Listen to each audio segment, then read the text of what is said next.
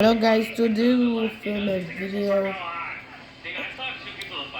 Screaming at me, how did he get that?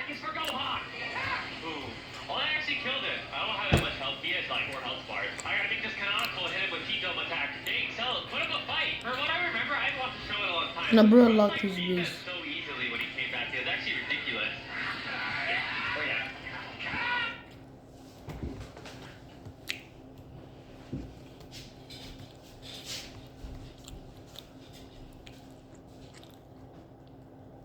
Bro,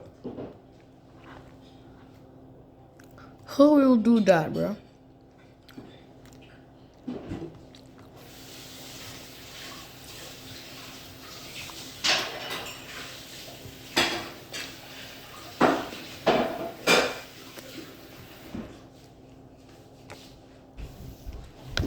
Ja, boy, dig it ass.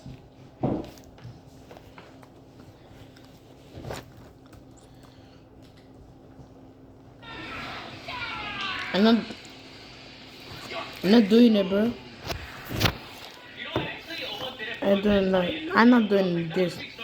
I'm doing this, bro. Like here.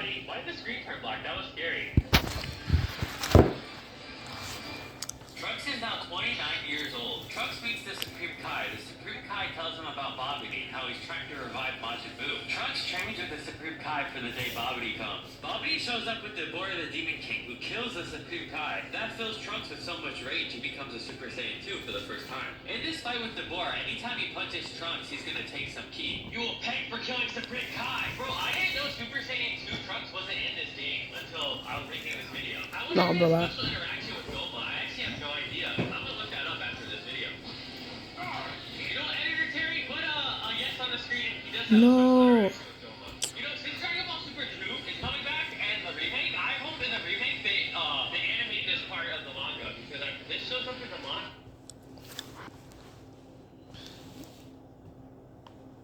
If Yuji was reborn with all of his memories and turned evil, how would he change the storyline this time? Would there be even more tragedies than in the original? And honestly, let me tell you, you're not ready for what's about to come. Well, before we get into all that, make sure to like this video, subscribe to the channel. As a miserable curse in the future. Hearing this, Sukuna grows furious and refuses to listen to a brat like him. In that very moment, Yuji forces a curated memory into Sukuna's mind, a glimpse of his own future defeat. Even then, Sukuna struggles to believe it. He tries to peer into Yuji's mind, but because Yuji now has a far deeper understanding of the soul, he can restrict what Sukuna can see. Then Yuji makes his offer. He asks Sukuna to join hands with him. Together, they could destroy the entire Jujutsu world and bring. Today's recent tariffs may be putting pressure on the business, and they may be affecting the planet as a whole. Absolute chaos. Yuji reveals that he has been able to and they never about to happen. Knowing how furious Sukuna is, Yuji proposes a binding capital states as long as Sukuna resides within Yuji Itadori, he cannot harm him. Must plan his full power when called upon. In exchange, Yuji will repeat every bit of his future knowledge to Sukuna without exception. Hola, no, amigo. Sukuna refuses, but Yuji then lets Sukuna know that he is Kinchaku's experiment, a perfect vessel capable of caging him. If Yuji dies, Sukuna dies too. Sukuna is enraged. He can sense that Yuji is telling the truth. The level of mastery Yuji has over his own soul makes it clear that he is far from a simple 15-year-old. Realizing the odds are not in his favor, Sukuna decides to play safe. For now, he accepts Yuji's offer in the due form of fighting them. And just like that, Yuji finally has Sukuna under his control and can use his powers and techniques. Oi. And hey, before you jump insane, Sukuna would never agree to do that. Just hold on, you'll understand everything soon enough. But before that, if you are enjoying this video so far, why not subscribe? Yeah, go on, click it. Okay, so after this, when Yuji opens his eyes, he finds himself tied up in a talisman room with Gojo sitting in front of him. Gojo explains Yuji's execution and everything that comes with it, and Yuji pretends to be shocked and scared, even though he already knows how all of this plays out. The only reason Yuji wants to be here is because he needs Sukuna's fingers and wants to infiltrate Jujutsu Live from the inside. Just like Kaizen the original time. timeline, Gojo feeds him the second finger to test his control, and then takes him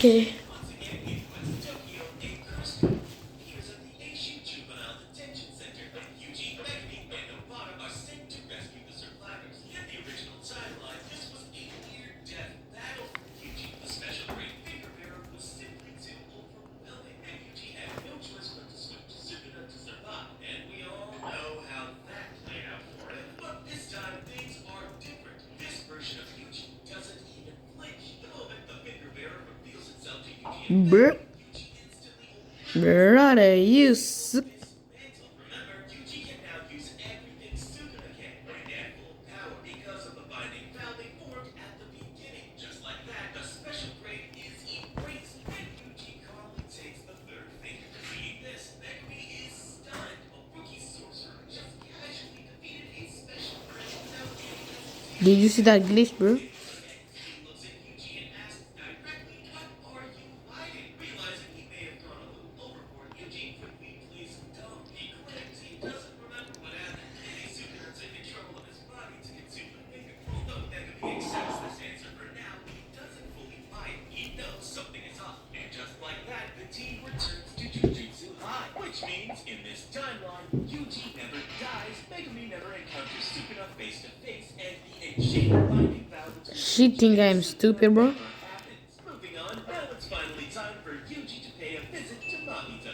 Why, you ask? Let's just say he needs something from it. You see, this time, because Yuji already knows the tragedy that's about to happen to Junpei, he specifically Bro, volunteers for the she mission thinks to I'm save dumb. Mahito. Just like in the original timeline, Yuji befriends Junpei. They bond over their shared love for movies and even have dinner with Junpei's mother. But unlike before, this Yuji doesn't care about something as meaningless as friendship. He's only repeating the same steps because he knows Kenjaku is watching from the shadows. And he needs Mahito to approach him personally. Just like in the original, Mahito appears at the school and uses idol transfiguration to turn Junpei into a mindless monster. But this time, instead of begging Sukuna to heal Junpei, Yuji starts acting. Before Mahito can even react, Yuji drags Mahito into his innate domain. Mahito is stunned. His intel never mentioned that Yuji possessed a domain, let alone one of this caliber. Inside the domain, Yuji asks Mahito, "Tell me the whereabouts of your entire group."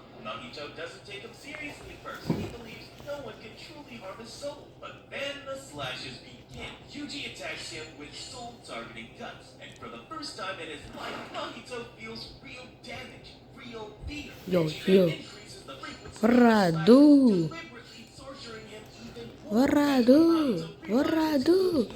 What I do? Turn black and white, bro.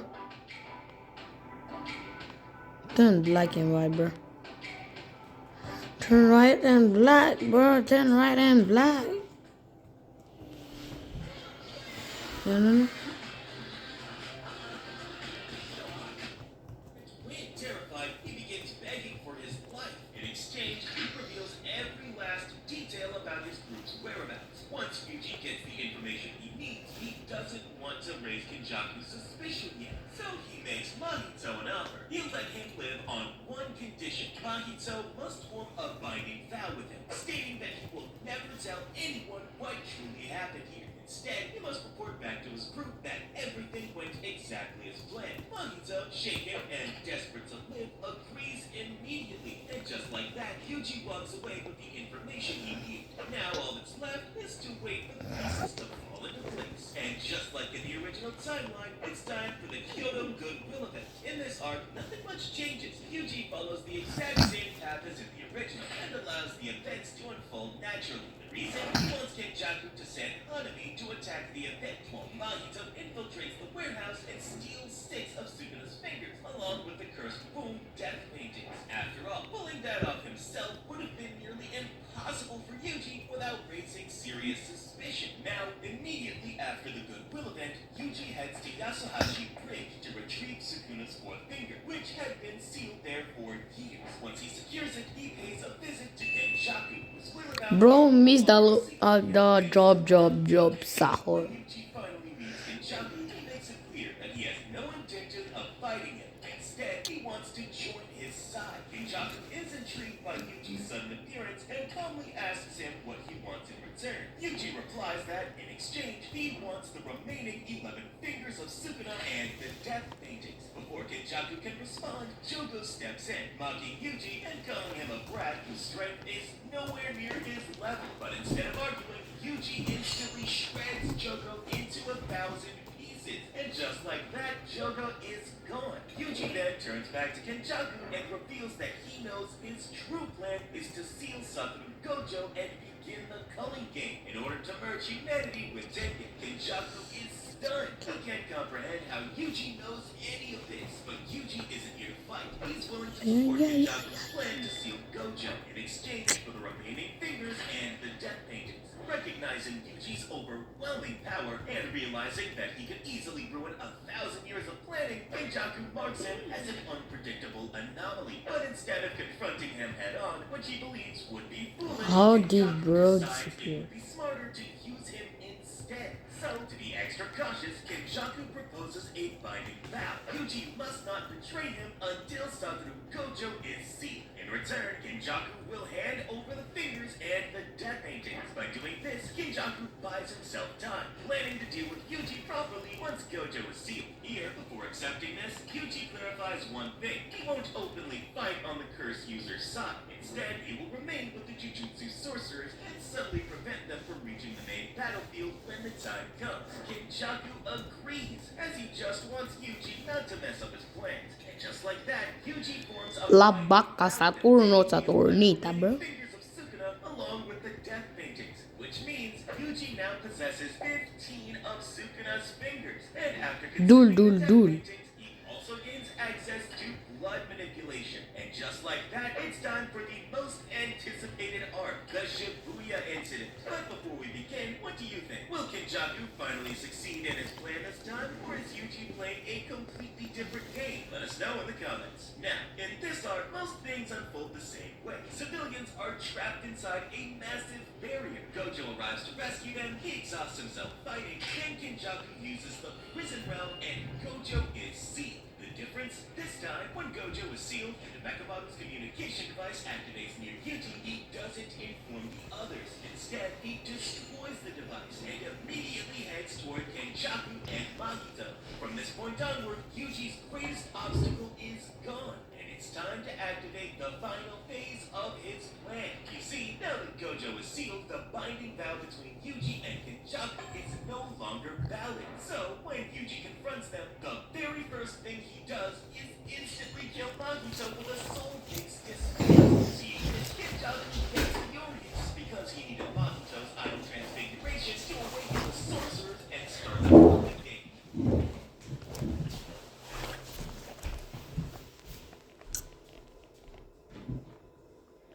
Stop that coming game. Coming game. When his plan disrupted, Kenjaku engages Yuji in battle and immediately activates Astaghfirullah. his domain extension, Womb Profusion. But little does Kenjaku know, this Yuji now possesses 15 of Sukuna's fingers and can use 100% of his power. In response, Yuji unleashes Sukuna's domain expansion, Malevolent Shrine. Domain expansion, malevolent. Try. Profusion, it completely overpowers his domain. As his domain collapses, Kenjaku attempts to use Maximum Uzumaki, but before he can fully charge the attack, Yuji What the releases Sukuna's divine blade, incinerating Kenjaku once and for all. And that's when Yuji reveals his true plan, that he intended to use Kenjaku to seal Gojo all along. Because when the bearer of the prison realm dies without opening the front gate, it essentially becomes a locked door with no key. The only way to free Gojo would be through the back gate, but forcing that open requires either the inverted spear of heaven or the black rope, both of which nullify curse techniques. But the thing is, Gojo had already destroyed those tools years ago. On top of that, since Kenjaku died before reincarnating past sorcerers or starting the culling game, Angel's technique, Jacob's Ladder, which can also open the back gate, never comes into play either, which means in this timeline, Gojo is sealed forever. And with that, Yuji's greatest threat is gone. But Yuji isn't done. He immediately unleashes a 200-meter domain, cleaving and dismantling everything within the range.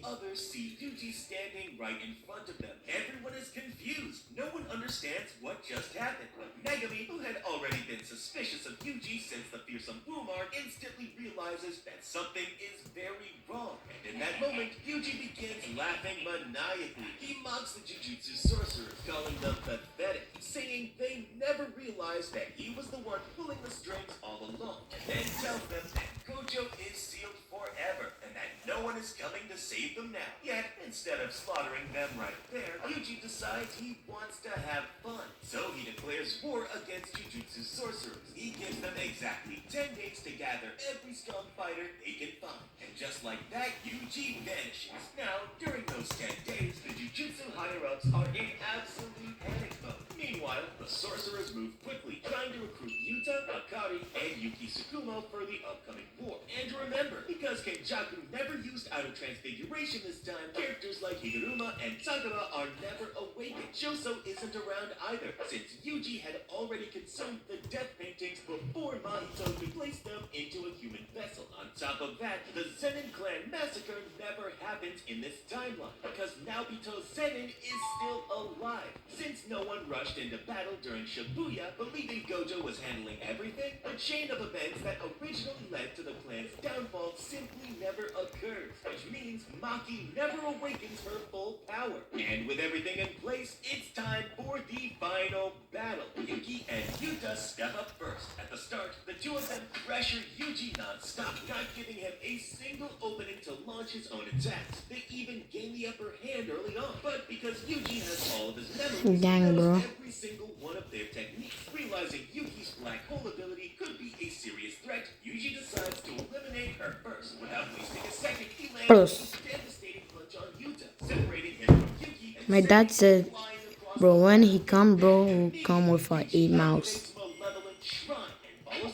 Me, I'm using the mouse to play. What did you think again? Do not play? Do not play.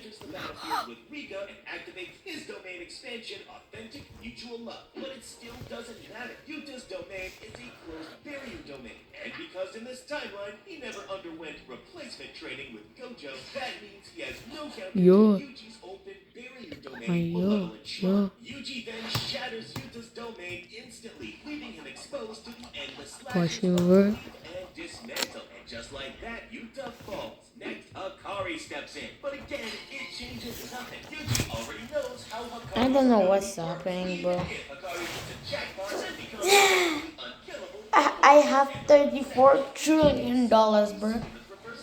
And I have 55 speed. You see, you can even see it. You can see it, bro. But to be honest, it isn't even a fight. Yuji toys with them, slaughtering I have $34 trillion. Just as Yuji is about to When I do that, Sukuna tells Yuji to stop. He tells him that there's no one left who can stand in it's like the $30 billion. have some fun. Why not push Megami to 250 billion. force him to summon Mahara? No, it's not 250 billion. No one remains who could possibly challenge them. So he begins to If I die now, resort. Megami initiates that means it's easy. It's $205 billion. Did I say something or what? Raga prepares to unleash its strongest It's not real, bro. I'm not playing the real Stillabera. I'm in the real. I have $100 quadrillion. promise not to harm you and to lend you my power, but I I promise I will not guide you forever. lie to you. I'm playing.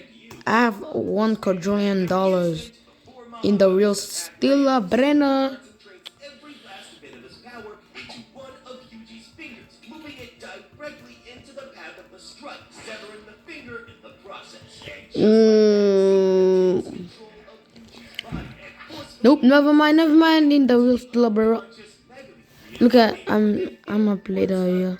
Immediately I'm gonna play the real Stillabera, bro. technique to heal Megami's body. Bro, my real Stillabera is lag and bro, my server have like 100 billion times luck, bro. Knowledge he gained from Yuji's memories. Then he slowly walks toward Yuji, who is left on the ground. And I and I have some admins command, and I choose to do something, and the something is like my private server is like modded, but it's not modded. You know what did I say? But yeah, my private server looks like this modded, but it's just me who put the details. I put the details in my private server. And Tammy said, bro, that was not some worth Robux for me. Bro, I wanna say I personally, bro, I wanna say my private server is really glitchy, and I wanna say I control my private server. If you wanna know how I control, but I don't know, I put so many things for Robux in my private server. Brutal tasks out there. Being a baby. You think it's all fun and games because all babies do is cry and sleep and eat.